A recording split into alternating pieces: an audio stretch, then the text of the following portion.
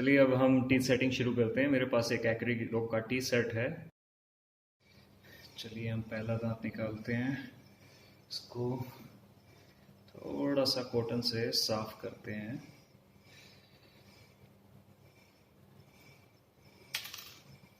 क्योंकि ये वैक्स अगर आपके इस दांत के साथ चिपकी रह गई तो जब आप डिवैक्सिंग करेंगे तो ये वैक्स जल्दी से उतरती नहीं है, इसलिए इसे स्टिकी वैक्स कहते हैं। आप गर्म पानी डालते रहेंगे, आपको बहुत मेहनत करनी पड़ेगी, इसलिए पहले ही इसको उतार लें।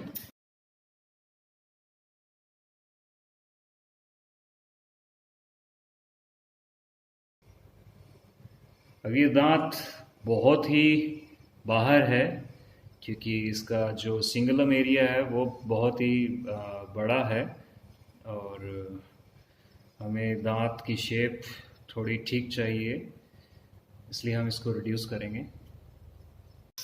ये ध्यान रहे कि दांत बहुत ज़्यादा घिसे ना, इसलिए अगर आपको शुरुआत में 1 या 2 बार चेक करना हो तो आप इसको चेक कर सकते हैं कि आपको इसको कितना घिसाना है। अब आप देख रहे हैं,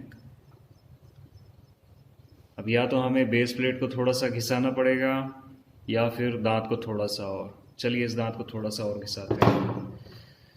मैं आपको सभी दांत घिसा कर नहीं दिखाऊंगा, ये वीडियो फास्ट फॉरवर्ड कर दूंगा ताकि आपको समझने में आसानी हो, इसलिए सिर्फ 1 या 2 दांत ही मैं आपको घिसा कर दिखाऊंगा। जैसे एंटीरियर हो गया या फिर एक पोस्टीरियर हो गया।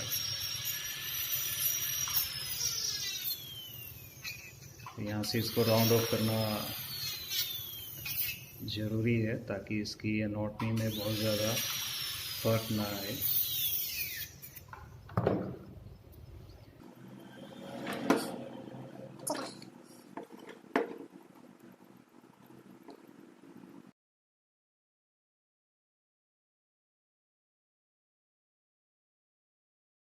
अब हम वैक्स को थोड़ा सा हटाएंगे। ध्यान रहे आपकी मिड लाइन शिफ्ट नहीं होनी चाहिए, इसलिए आप बेस प्लेट पे इसे मार्क कर सकते हैं। थोड़ा सा बेस प्लेट को भी आप घिसा सकते हैं, कार्व कर सकते हैं। बस एक बात ध्यान रहे, आपके बेस प्लेट के नीचे ज़्यादा डीप तक कार्बर ना ले जाएं आप, नहीं तो जो मॉडल है उस पर स्क्रैच आ जाएंगे।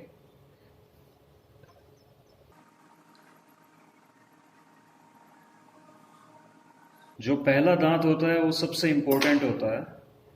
अगर ये आपका दांत सही लग जाता है तो उसके बाद आप इसको फॉलो कर सकते हैं, इसकी डायरेक्शन को।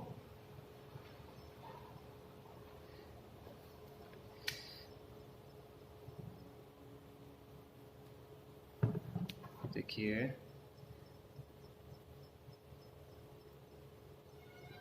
इसकी मिड लाइन है, ये बिल्कुल सेट हो गया है। आप ये देख रहे हैं,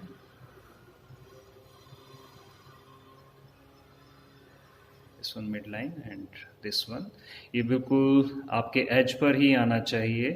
अगर नीचे जा रहा है 1-8 mm, अगर ये नीचे चला जाए इट्स ओके, लेकिन ये बिल्कुल लेवल पे रहना चाहिए। बिकॉज डॉक्टर जो रिलेशन लेता है, जो वैक्स वाइट बनाता है, वो पेशेंट के माउथ के अकॉर्डिंग बनाता है।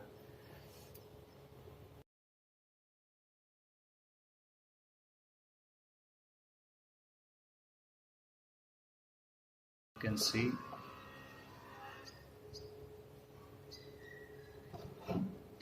इन दोनों दांतों के बीच में कोई स्पेस नहीं होना चाहिए मीडियल साइड में।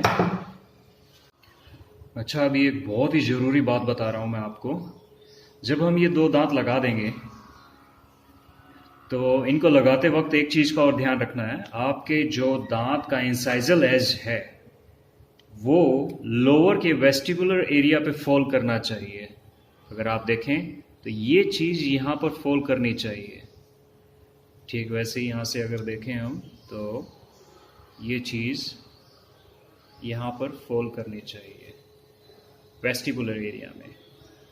इसका क्या फ़ायदा है? इसके लिए जो हम लोअर के दांत लगाएंगे उनके लिए जो जगह चाहिए होती है, और बहुत सारी बातें हैं टेक्निकल कि ये इंसान किस तरह से फोर्स लगाता है, तो इंसाइजल मतलब दांत से खाने को काटने के लिए जो फोर्स लगेगी उससे लीवरेज पैदा ना हो, गलत तरीके से ना जाए, तो जो डायरेक्शन का हमें ध्यान रखना है वो ये है।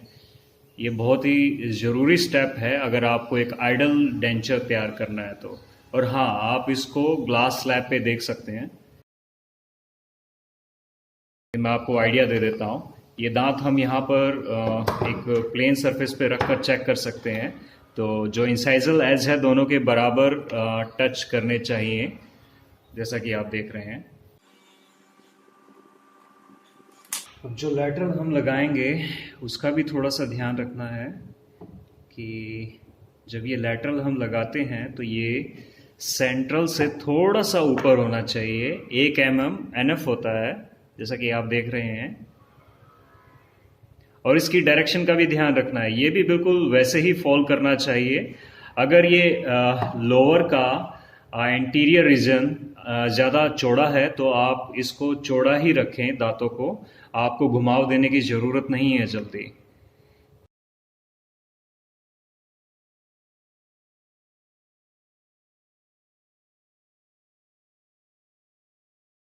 मैं आपको कैनाइन के बारे में बता रहा हूँ। ये थोड़ा सा मुश्किल स्टेप है बिकॉज़ ये कॉर्नर ऑफ द माउथ होता है, और इसकी जो एस्थेटिक है वो बहुत ही इम्पोर्टेंट है। अगर ये सही नहीं लगा तो शेप जो है पेशेंट के मुंह की काफ़ी अजीब सी लगेगी बनावट देखने में। क्या करते हैं कुछ लोग, बहुत ज़्यादा टेढ़ा लगा देते हैं कैनाइन कुछ इस तरह से, और कुछ क्या करते हैं कि बहुत सीधा लगा देते हैं ऐसे। तो ये दोनों तरीके ही गलत हैं। ये हल्का सा टिल्टेड होता है, जो सर्वाइकल एरिया है वो हल्का सा डिस्टली मूव करता है, जिससे एस्थेटिक आती है। इसका लेबियल सरफेस है ये, और कैनाइन का लेबियल सरफेस लगभग एक जैसा उठा हुआ दिखना चाहिए, और जो इसका ये एरिया है इंसाइजल एज, ये भी इक्वल दिखना चाहिए। आप देख रहे हैं जो लैटरल है वो थोड़ा सा नीचे है, तो इस चीज़ का हमें ध्यान रखना है बेसिकली।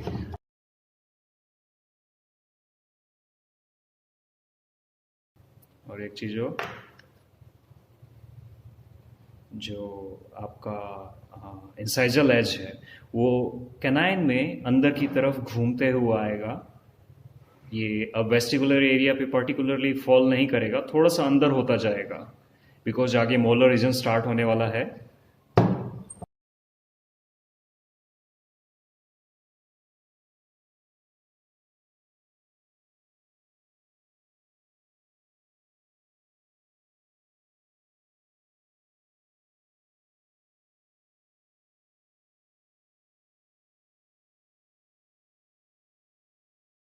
लोअर के टीथ भी बिल्कुल जैसे अपर के टीथ हैं ठीक वैसे ही थोड़े से बाहर होने चाहिए, सर्वाइकल साइड से ये अंदर रहें। और एक बात और, इनका जो हॉरिजेंटल स्पेस है, मान लीजिए ये जो स्पेस दिख रहा है आपको, ये इस वक्त 0.7 mm के अराउंड है, जो कि 2 mm के अराउंड होना चाहिए। तो इसको हम थोड़ा सा प्रेस करेंगे। बेसिकली ये ओवरजेट और ओवरबाइट का स्पेस है जिसका हमें ध्यान रखना है। ये पोजीशन उसकी, जैसा कि आप देख रहे हैं बीच में जो स्पेस आ रहा है, ठीक ऐसे रहना चाहिए। आपको मिड लाइन का भी ध्यान रखना है ताकि जो साथ का दांत आएगा उसका भी ध्यान रखना है, इसलिए 2 दांत एक साथ लगाते हैं।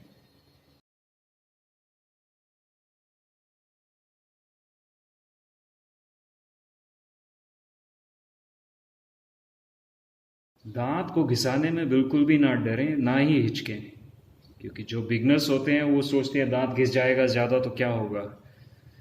एक्चुअल में जो भी आप काम कर रहे हैं वो तजुर्बे से ही आप सीखेंगे। जब तक आपको एक्सपीरियंस ही नहीं होगा तब तक आप कैसे समझ जाएंगे हर सारी की सारी चीज़ें। तो बिना डरे आप वो काम करें। ये जो लैटरल होता है ये थोड़ा सा ऊपर होता है, क्योंकि अगर ध्यान से देखें आप तो हमने सेंट्रल को नीचे रखा है, लैटरल को ऊपर रखा है।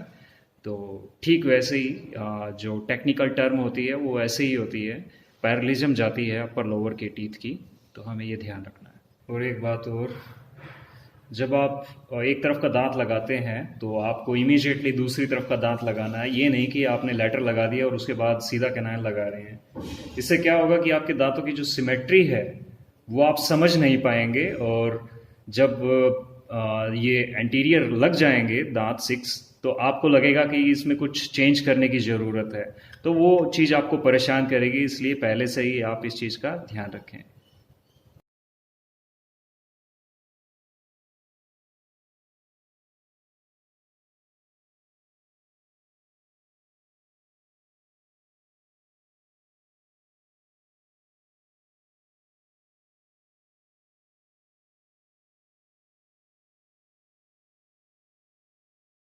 ध्यान रहे लोअर के दांत ना हिलें, इसलिए कार्डबोर्ड को थोड़ा सा ज़्यादा गर्म करके आप इस वैक्स को काट सकते हैं। ठीक है, अब हम पोस्टीरियर के टीथ लगाएंगे, लेकिन उससे पहले देखेंगे कि हमारे यहाँ पर स्पेस आ रहा है कि नहीं आ रहा है। तो थोड़ा सा वैक्स हटाकर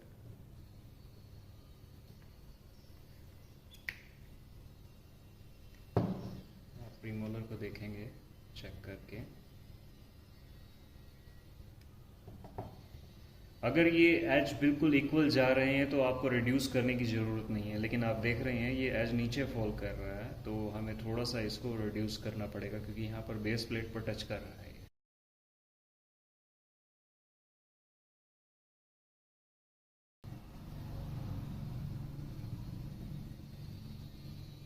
ये अब हमने अपर का फर्स्ट प्रीमोलर लगा दिया है, और जो चेक करने वाली बात है वो ये कि अब जो प्रीमोलर है इसका जो बक्कल कस्प है और पैलेटल कस्प है, उसके बीच का जो एरिया है, जो फोसा और मतलब जो ग्रूव एरिया है, वो groove area exact crest of the ridge, ये groove area exact crest of the ridge, I mean ये जो बिल्कुल आपको चोंच सी दिखाई दे रही है इस रिज की, बिल्कुल इसके ऊपर आनी चाहिए। वो आप देखें ये आ रही है, बिल्कुल आ रही है, अगर आपको दिखाई दे रहा हो तो। ये इसका बेसिक प्रिंसिपल है जो भी हम प्रीमोलर मोलर लगाएंगे। और कुछ लोगों को दिक्कत आती है कि जब वो फर्स्ट प्रीमोलर लगा देते हैं तो नीचे उनको प्रीमोलर को रिड्यूस करना पड़ता है। वो एक्चुअल में इसलिए करना पड़ता है क्योंकि जो हमारा कैनाइन का जो लोअर कैनाइन का जो डिस्टल एंड है वो बिल्कुल सेंटर में आना चाहिए अपर कैनाइन के। अगर वो आउट जा रहा है, डिस्टल की तरफ मूव कर रहा है इतना, तो हमें रिड्यूस करने की जरूरत पड़ेगी, उसको दांत को घिसाने की जरूरत पड़ेगी। ये क्रेस्ट ऑफ द रिज पे फॉल करे जो इनका ग्रूव एरिया है, ताकि पेशेंट मास्टिकेशन आई मीन जो खाना खाने की क्रिया है वो सही तरीके से कर सके, उसको किसी भी तरह की दिक्कत ना आए। इसके लिए आप अच्छे से टीथ सेट का चुनाव करें। अगर सस्ता टीथ सेट आप ले रहे हैं जिसके जो कस्प है, जो ग्रूव एरिया है वो इंटरलॉक नहीं कर रहे हैं, तो आप खुद के साथ तो बेईमानी कर रहे हैं और साथ में जो पेशेंट है आप उसको भी धोखा दे रहे हैं। तो आप ऐसा ना करें, ठीक है। अब ये देख रहे हैं आप, हमने प्रीमोलर को भी लगाया है। ये बिल्कुल थोड़ा सा टिल्ट हो रहा था, तो अब हम इसकी crest of the ridge check करेंगे जो कि बिल्कुल सही जा रही है। अब एक बात ध्यान रहे, अगर ये बिल्कुल वी शेप में जा रहा है तो हमें जो अपर की अलाइनमेंट है वो भी बिल्कुल वी शेप में लेके जानी है। अगर लोअर यू शेप में जा रहा है, यू शेप में मतलब लाइक दिस, तो हमें अपर की सिमेट्री भी बिल्कुल यू शेप में लेके जानी है। ये बहुत ही इंपॉर्टेंट टास्क है। जो दांत का रीजन है वो बाहर की तरफ फॉल आउट नहीं करना चाहिए, ना ही अंदर की तरफ, वरना पेशेंट को खाना खाने में और पेशेंट का जो लोअर डेंचर है वो जंप करेगा। तो इन चीज़ों का हमें शुरुआत में ही ध्यान रखना है। एक आध केस में वो दिक्कत आती है जब क्रॉस बाइट होती है, जब पेशेंट का लोअर रिज बहुत ज़्यादा बाहर की तरफ होता है और अपर बिल्कुल अंदर की तरफ होता है, तब वो सिचुएशन में हम उस सिचुएशन में हम थोड़ा सा अलाइनमेंट अलग कर सकते हैं। फर्स्ट मोलर लगा रहे हैं तो उसकी भी टेक्निकल बात मैं आपको बता देता हूँ, बिकॉज बिना टेक्निकल बात को जाने आप अगर कोई भी काम करेंगे तो आप उस हद तक ठीक नहीं कर पाएंगे जितना करने की ज़रूरत है। ठीक है, अब इसकी भी पहले crust of the ridge check करेंगे जो कि थोड़ा सा अंदर जा रही है, तो हम इसको थोड़ा सा बाहर करेंगे, साथ में जो प्रीमोलर था उसकी अलाइनमेंट के अकॉर्डिंग इसको थोड़ा सा बाहर। अब ये क्रस्ट ऑफ द रिज पे फॉल कर रहा है। ठीक है, अब इसको ग्लास स्लैब पे लगा कर देखते हैं। तो जो फर्स्ट कस्प है दिस वन, ये नीचे टच नहीं होना चाहिए, लेकिन जो सेकंड कस्प है वो टच होना चाहिए, और पैलेटल कस्प जो है वो भी टच होना चाहिए। सेकंड मोलर लगा रहे हैं, इसकी भी एक खास बात है जो ध्यान देने वाली है। ठीक है, अब हम इस दांत को अप्लाई करेंगे। हाँ ठीक है, से आपको इसमें भी चेक करना पड़ेगा क्रेस्ट ऑफ द रिज जा रहा है कि नहीं। ये बिल्कुल जा रहा है। इसमें जो ध्यान रखने वाली बात है, आपके दांत को थोड़ा सा कर्व होना चाहिए डिस्टल साइड की तरफ। देखिए हमारा जो थर्ड मोलर होता है इंसान का, तो वो थोड़ा सा कर्व होता है। ठीक उसके अकॉर्डिंग ही हम डेंचर को तैयार करते हैं, लेकिन इसमें सिर्फ सेकंड मोलर तक ही काम करते हैं। तो ये एक टेक्निकल टर्म है, थोड़ा सा गहराइयों वाली बात है। बहुत सारी बातें वैसे कर्व स्पीक, कर्व विल्सन, लेकिन आपको बस ये जानना जरूरी है कि आपका ये क्रेस्ट ऑफ द रिज पे फॉल करे और थोड़ा सा कर्व में हो, तो आपको कोई दिक्कत नहीं आएगी। ये अब हम लोअर के दांत लगाते हैं। सबसे पहले हम बेस लगाएंगे, और डेंचर में बेस होता है फर्स्ट लोअर का मोलर। पहले हम इसको लगाएंगे। अब ये देखेंगे आप कि ये काफ़ी दूर जा रहा है। जो लोअर का बक्कल कस्प है वो अपर के फर्स्ट मोलर और सेकंड प्रीमोलर के बीच में जाना चाहिए, इसलिए मैं इसको थोड़ा सा निकाल कर इसकी पोजीशन को शिफ्ट करूंगा।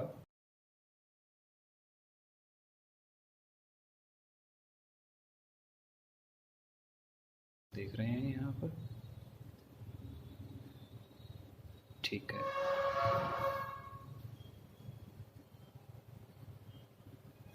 इसमें ये बात ध्यान रखने वाली है कि आप इसको अंदर की तरफ से भी देखें, हालांकि आपको दिखाई नहीं देगा यहाँ से क्योंकि लाइट की थोड़ी सी प्रॉब्लम है, बट इसकी इंटरलॉकिंग सही होनी चाहिए।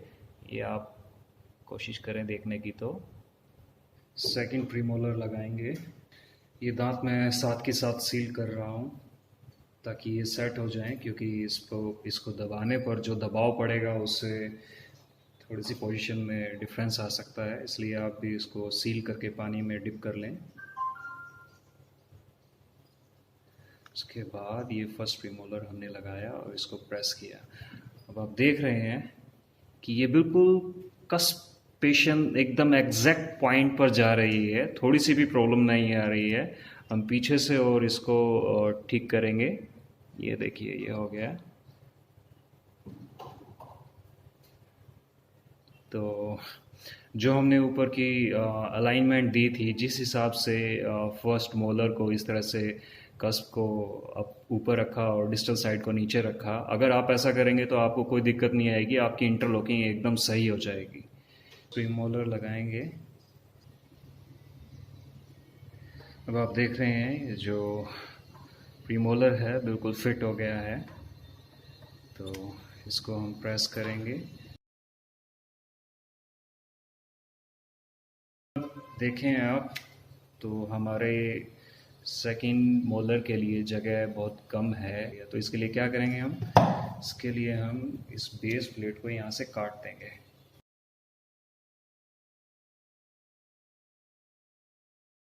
देखें क्या जगह बनती है। हाँ, जगह बनी है, खूब बनी है जगह। अप्लाई करते हैं, थोड़ी सी वैक्स लगाएंगे।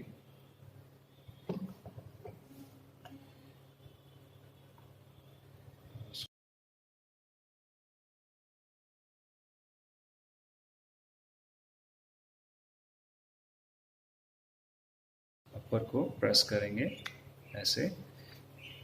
तो ये थोड़ा सा बक्कल है, तो अब हम इसको ड्रिफ्ट करेंगे पैलेट की ओर। और ये ड्रिफ्ट करने के बाद ये सिचुएशन आ रही है हमारे पास, ये इंटरलॉकिंग हो गई है।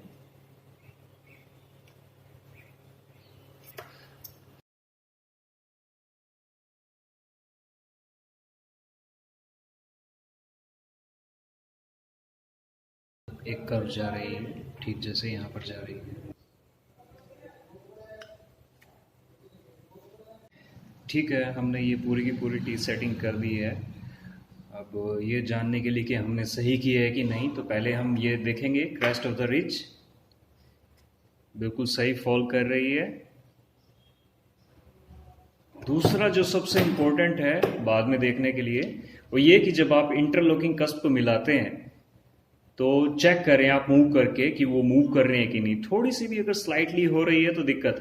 हाँ, अगर वो पूरा का पूरा मूव कर रहे हैं इस तरह से तो समझिए इंटरलॉकिंग अच्छी है। और यकीन मानिए, इससे पेशेंट को खाना खाने में कोई भी परेशानी नहीं आएगी। अच्छा काम करें, बढ़िया करें।